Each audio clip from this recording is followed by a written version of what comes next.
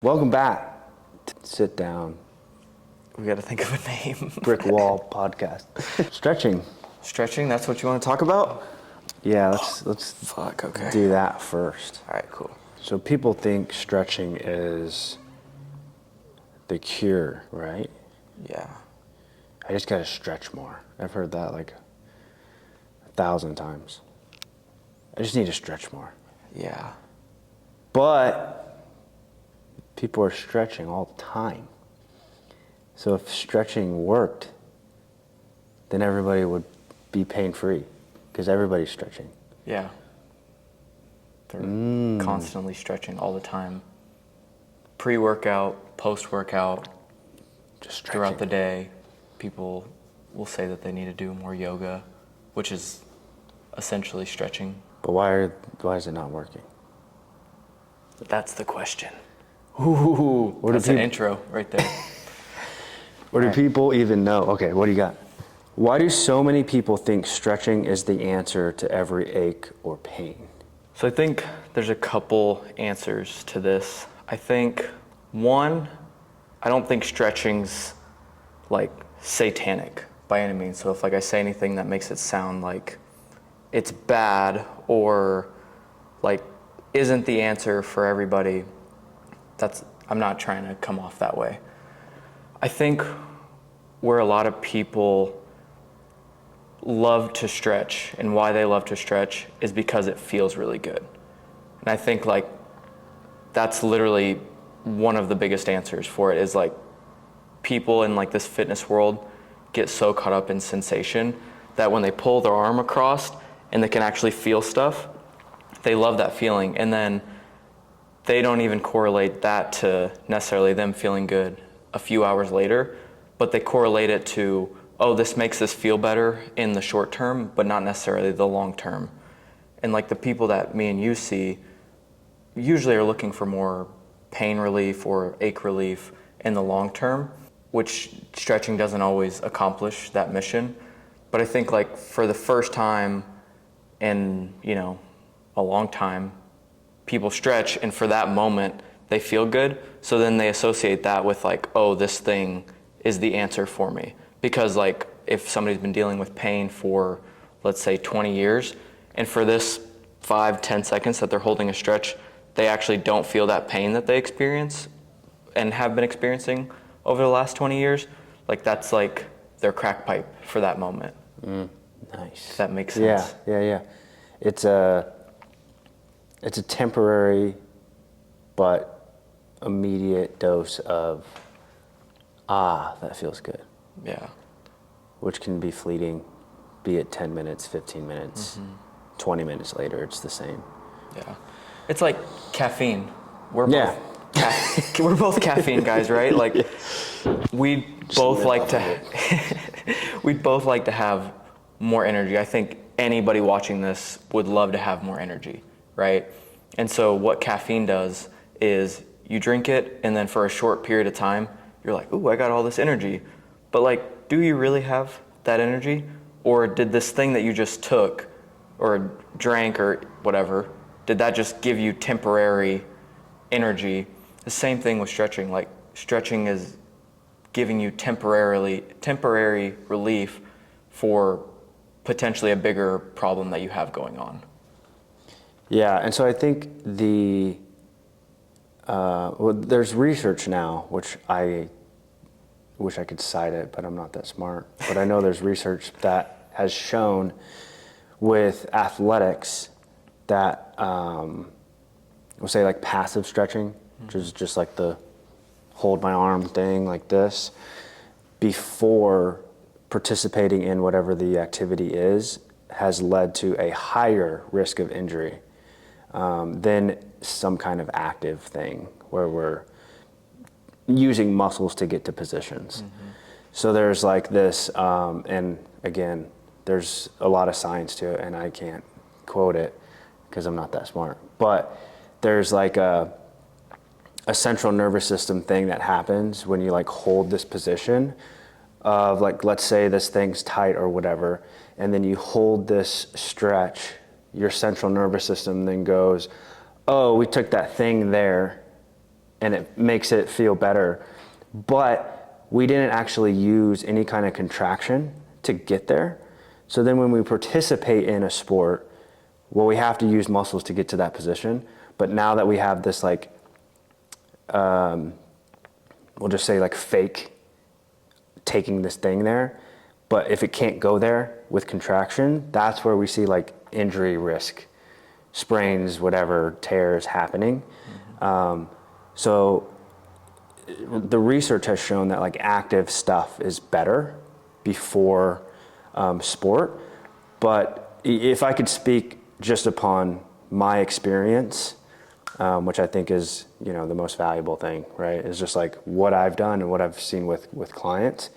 At one point in time, my hip was tight all the time. So I would periodically throughout the day, and like literally probably like 10 times a day, like do this stretch where I was like put my leg up like this and like, oh yeah. I was like, oh, that feels good.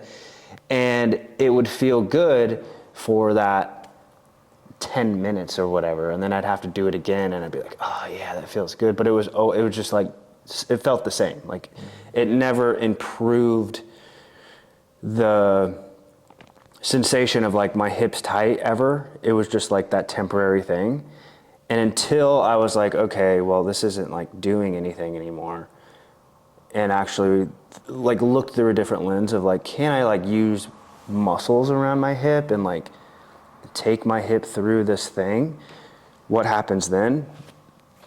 Well, for me, it improved my hip to the point where like that thing is gone now.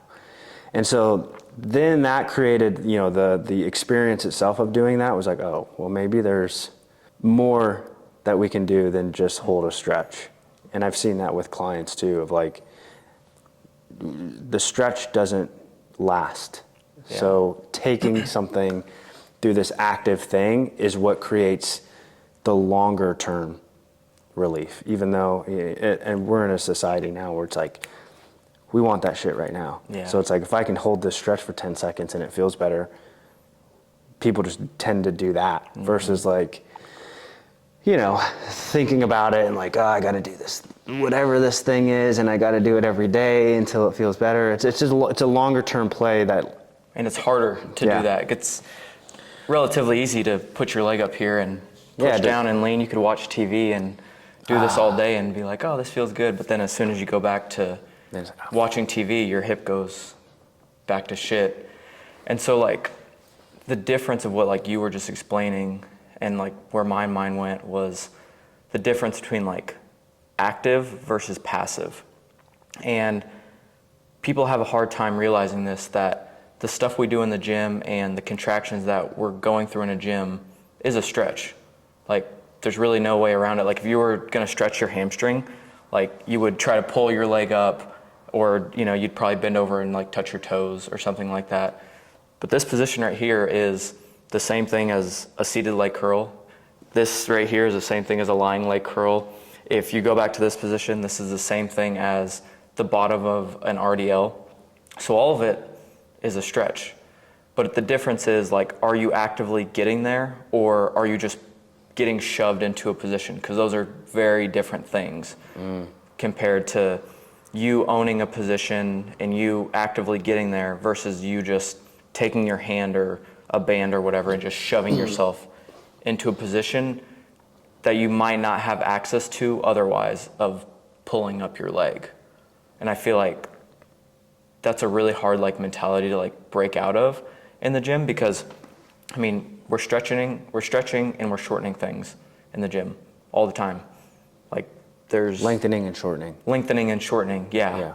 But people will call the lengthening stretching and the shortening contracting, which I would agree with the contracting piece of it, but there's contractions, and this is kind of getting in the weeds a little bit, but there's contractions at every single point of a muscle length, even through the stretch. Exactly. And that's the difference between seeing long-term relief and getting temporary relief. Why do some people keep stretching their hip flexors or hamstrings and never see improvement?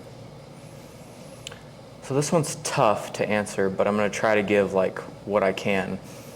I think as a general rule of thumb that if you're looking only to stretch things like your hamstrings or your hip flexors to be the only form of solution, I think you're bottlenecking your thought process on fixing the problem, because so many times like a tight hamstring or a tight hip flexor might not be from the hip flexor and it might not be from the hamstring. And I'm not going to get like too much into like why muscles might get tight, because it's very different depending on, you know, your history with like exercise of like why the thing's tight in the first place and all that stuff. Like it's very person dependent. But as a good rule of thumb, I think it's important to look at as many variables as you can when dealing with like quote unquote tight muscles, because you know there might be something upstream or downstream or around the hip that could be a bigger influence to why the thing's tight in the first place, rather than going right to the symptom of the thing. Because your hamstring might be tight or your hip flexor might be tight because some other muscle or muscle groups might not be working as efficiently as they can, and your hamstring and your hip flexors might be getting the butt end of the deal.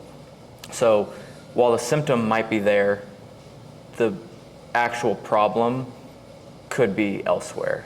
So they're looking at the wrong thing. They're looking at the thing that hurts and that's tight. And that's the only thing. And I mean, as humans, like we go into this like fight or flight thing. And so like, if your knee hurts, you're like, oh shit, like my knee hurts, I gotta fix my knee. When in reality, it might be something else and your knee just is getting the bad end of the deal of the thing. And it's a hard thing to get out of that mindset of it.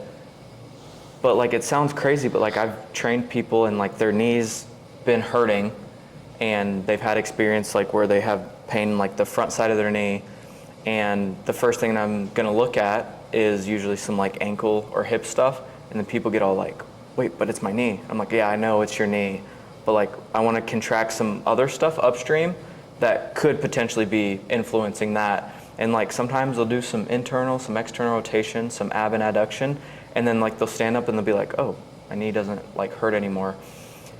And it's confusing, and like I could get all into like the degrees of freedom at each joint, but I won't like waste any time with that because it can get like muddy really, really quick. But yeah, it's just always looking at multiple influences when it comes to dealing with pains and symptoms of pain, I think is beneficial, rather than going right to the source of the pain and thinking that's it for fixing it.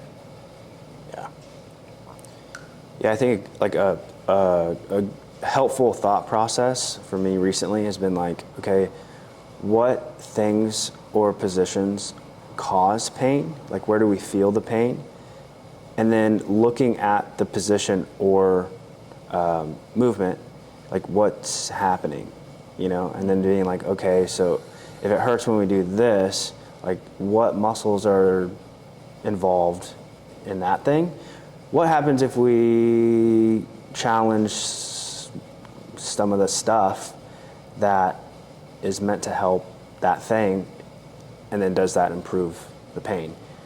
And then you can have at least some kind of thought process versus just like, my knee hurts, I need to stretch my quads, sort of thing, which tends to not have much of a runway for people, because it's like, yeah, I've been stretching my knee, it still hurts. I'm like, yeah, probably.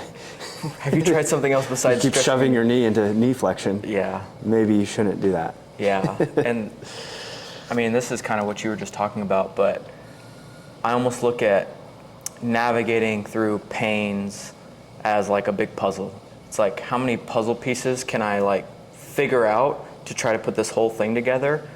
And then let's say like there's this like huge gap in the puzzle, and we'll call that like your pain. I try to stay like far away from that and then work my way towards that thing, because like the last thing people want to feel when they're working out is pain or tightness. And so if you can get away from that and then like work towards it slowly and appropriately, I think one, just from like a client experience, it's a lot better for them, because then they're not having to think or feel that pain quite as much, but also they get to work out, they get to do their thing without feeling that. And then potentially at the same time, you're fixing or helping them fix some underlying things that they have going on that could help with pain long term. It might not, but it could. But at least doing it that way, you're respecting it and staying away from it. And then as a byproduct of that, if their pain gets better, even better. Yeah, I like what you said there about like, people don't want to feel pain, but oftentimes I see people like trying to work through the pain, almost like this no pain, no gain thing. Mm-hmm. But like I never see a good byproduct of like, yeah, this kind of hurts, but I just need to keep doing it. Like I need to just, get there and it'll get better when I like just keep doing it. And oftentimes it turns into like, either it stays exactly the same or the pain gets worse. Yeah. Or it travels somewhere else. And it's like you were saying, it's, you can almost rewire that to like, okay, what doesn't hurt? Mm-hmm. Oh, can we train that? Can we progress it? Can we load it? And does just training in this pain-free thing then improve whatever you were trying to do in the first place? Because oftentimes, oh yeah, it feels better. And then you got like, okay, well, that's the thing though with everybody is like, we don't want to do that because it's a regression, and people don't want to regress things. They want to keep moving forward, but you might have to move backward to then move forward. Yeah. Yeah. Kind of back to like my puzzle analogy that I just said. Yeah. When you're going through exercise and you have that mentality of, oh, I just have to work through it, I just have to push through the pain. In my head, the picture that's painted is like that hole in the puzzle that was, we'll call pain. The more you're doing that, the bigger that hole's getting. So then, like you said, like it migrates to other places. Well, then you're just potentially making things worse and worse in other areas that originally you didn't actually have a problem in, just by you not respecting that specific muscle or that specific joint. When if you were to just respect it and then train what you can, over time you actually might shorten up that puzzle a little bit. Yeah, I had a thought and then it escaped me. It was Not a sponsor. If you're doing things right and you have pain and you're like, oh, I just got to like work through it, it'll get better if I just keep working through it sort of mindset, well, then we can start to go down potentially this path of where like that pain doesn't get better. If anything, maybe it gets a little worse, or it travels somewhere else and now you got pain here. And then it leads people into this this mindset of like, well, I just can't do gym stuff anymore. Like there's a lot of people like, oh, when I bring up like, you get in the gym and whatever, and they're like, oh, I can't do the gym stuff anymore. Mm-hmm. But it's like, we're just contracting muscles. Like that's what muscles do, is they manage torque around a joint. That's it. Yeah. So like everything is if you're moving, you are contracting. Mm-hmm. So if we contract things appropriately, we can do good things. But people have that mindset where they're just continually trying to push forward, but then they get to a point where they're like, like now everything hurts. I'm not meant to do like gym stuff anymore. Yeah, it's the appropriately part that you just said. Like people know they need to exercise, but not very many people know how to do it appropriately. And that's the place where people run into trouble, is they have this all or nothing mentality. Like imagine somebody comes in the gym and they're like, today I'm gonna come in and train appropriately. Nobody says that, dude. Nobody. Like it's more, I'm gonna go in and see how much I can do before my shoulder explodes. Yeah. Sort of thing. Yeah. How do you help clients break the habit of stretching the same muscle over and over without results? So I think before you even talk about the practical application of like what we would do in terms of like how to break that habit, I think it comes from a conversation with them first, and shifting the belief system around like stretching is not the end all be all for fixing your tightness or your pains or whatever, because that's all people know. Like, people don't really understand that contracting a muscle is different than passively pulling your muscle through a range or position. And so like that initial conversation helps people with the mindset of like, okay, imagine like you can get here when you stretch, but then if I ask you to get to that same position on your own, people can only get to there. And now I'll kind of speak their language a little bit. I'm like, now what if you can get that stretch, but you could get there on your own, which will likely create a very different outcome than you just pulling yourself to that position. Yeah, I think it really comes down to like helping them adopt a new belief system around stretching. Because like you said previously, if stretching worked for everybody, nobody would have pain.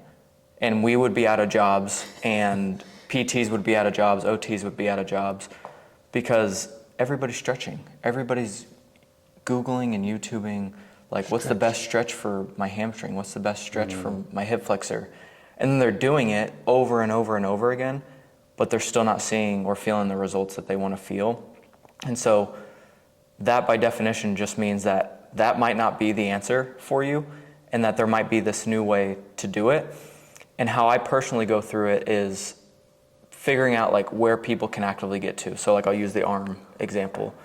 Well, if passively they can get here, well then I probably know like if they had to passively pull themselves to that position, they probably can't get there on their own. So I might just be like, all right, where can you get just like on your own without like you using your other arm to pull? And they might say there.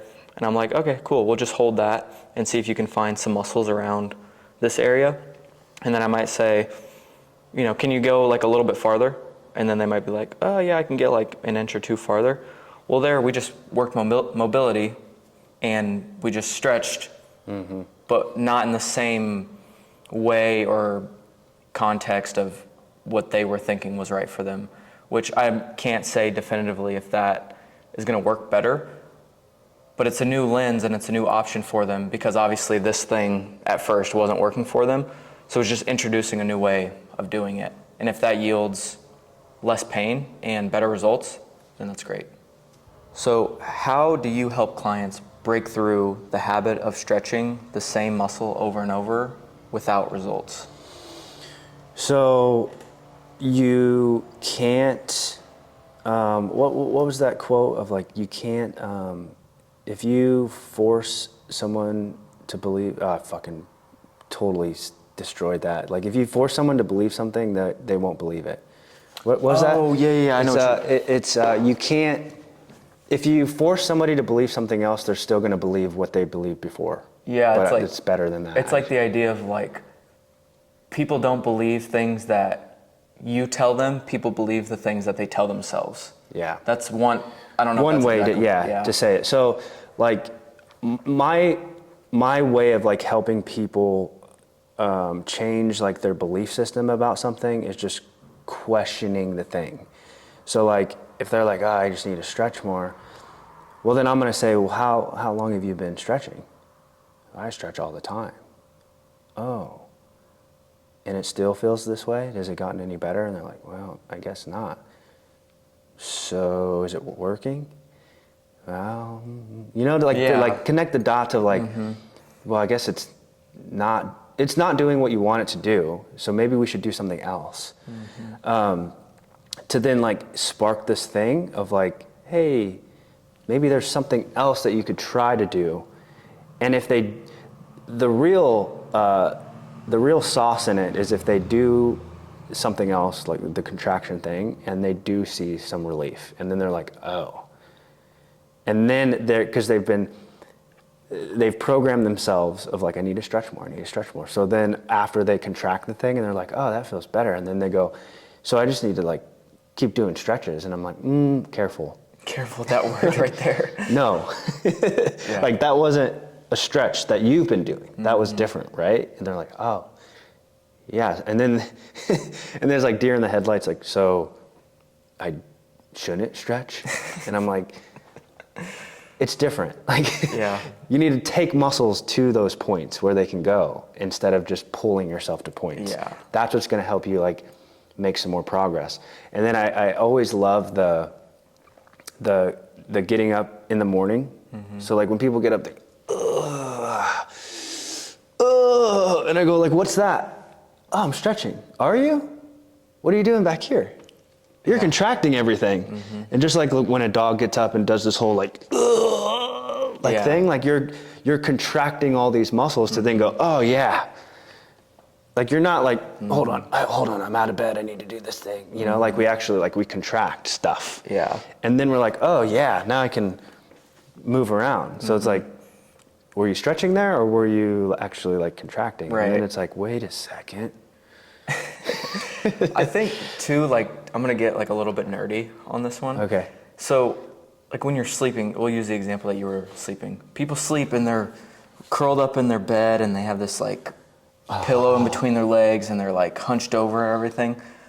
Like, do you think that you need to stretch this stuff up front? Or do you think it's more reasonable to contract this stuff that's been lengthened or stretched all night? Yeah. Like that's where people like get confused is like, think of the position that you were just in for like 8 or 9 hours. You were in this like rounded position, like your body's like begging you to contract stuff back there. So it's not like you're stretching this stuff on this side. You're lengthening this stuff on this side, yes, but I would say a motorcycle. But I'd say like a more appropriate way to think of it is you're contracting the stuff back there and you just happen to be lengthening the stuff on the other side. Which like people think like that's a stretch, which to some joints or some muscles it is. But yeah, it's Yeah. it's So a you, like, hard break the- it's a hard it's because stretching, the word stretching is like one of the only words that people know when it comes to like muscle stuff. You know, it's okay because like they don't need to know stretching, Yeah. contracting, like all that stuff. I advise you not to because then you'll just be like a crazy person like us and be thinking about it all the time. But I think having at least two different lens through it, like the contracting and the stretching, I think that would be a really good place to start and know which one of those options is better for you. And if you've been stretching for 2 years and you're still in pain, it's probably time to develop a new way to go about managing that pain. Nice.